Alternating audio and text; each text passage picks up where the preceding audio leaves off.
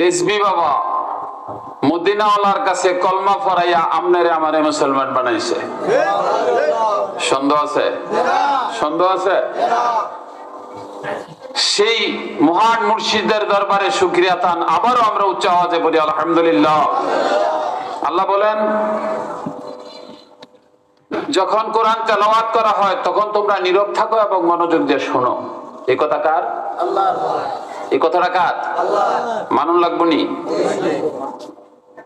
ওয়াইজা কুরিয়াল কোরআন ফাসতামিউ লাহু ওয়ানসিতু লাআল্লাকুম তুরহামুন। আল্লাহ বলেন, যখন কোরআনের আলোচনা হয়, কোরআন তেলাওয়াত করা হয়, ফাসতামিউ ওয়ানসিতু, তোমরা নীরব থাকো এবং মনোযোগ দিয়ে শোনো, লাআল্লাকুম তুরহামুন। আল্লাহ বলেন, মশল ধারে রহমত বর্ষণ হবে। সুবহানাল্লাহ। রহমত চাই কিনা আমরা? আল্লাহর রহমত চান কিনা? তাহলে নীরব থাকতে হবে। কি থাকতে হবে? নীরব থাকতে হবে, মনোযোগ দিয়ে শুনতে হবে। আর যদি নীরব না থাকেন, মনোযোগ না দেন, রহমত পাইবেন না গজব পাইবেন? কি পাবেন? আমার একটা প্রশ্ন আপনাদের কাছে, খুব খেয়াল মনোযোগ। কলমা পড়লে কি মুসলমান হয়? হ্যাঁ, কলমা পড়লে কি মুসলমান হয় না? কি করলে মুসলমান হয়?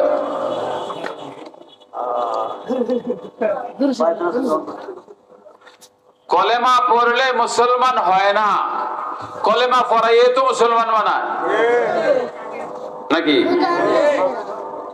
কলেমা পড়াইয়ে তো মুসলমান বানায়।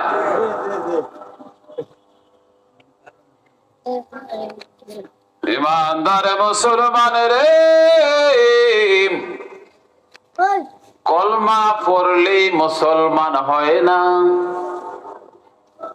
যতক্ষণ পর্যন্ত কলমা বিশ্বাস করা না হয়। রেজবি বাবা কইছিল একদিন, মন্ত্রের মতো কলমা পড়লে মুসলমান নয়, কলমার তথ্য জানিয়া যেদিন কলমা বিশ্বাস করবে সেদিনই মুসলমান হয়।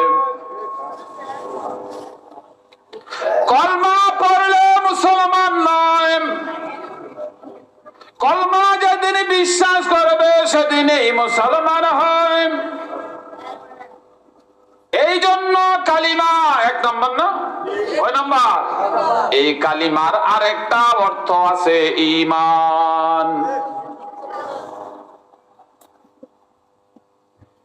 ঈমান, নামাজ, রোজা, হজ, যাকাত, কয়টা? কয়টা? এই যে কালিমা, কালিমা পড়লে মুসলমান নয়, কালিমা যেদিন বিশ্বাস করবে সেদিনই মুসলমান হয়, এর আগে না। এখন যদি একজন হিন্দু বেড়াইছে লা ইলাহা ইল্লাল্লাহ মুহাম্মাদুর রাসূলুল্লাহ, আমার বউ ক্লাস ফ্রেন্ড আছিল, পড়ছে, মুসলমান হইছে? মুসলমান হইছে? আমার লোক লোক পড়ছে, মুসলমান হইছে? কেন? প্রশ্ন না?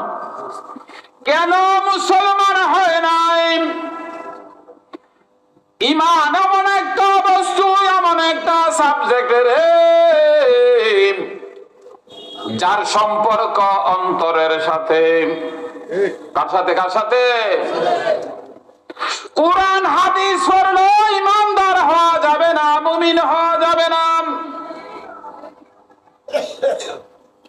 গিরিশচন্দ্র সেন বড় আলেম ছিল, কোরআন হাদিসের ব্যাখ্যা বিশ্লেষণ করছে, কোরআনের তাফসীর লিখছে, মুসলমান বলার সাধ্য নাই।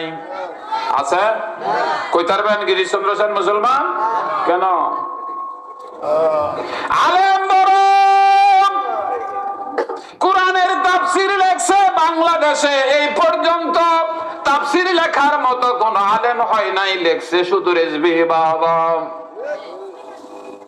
লেখছে কেউ তাফসীর বাংলাদেশে?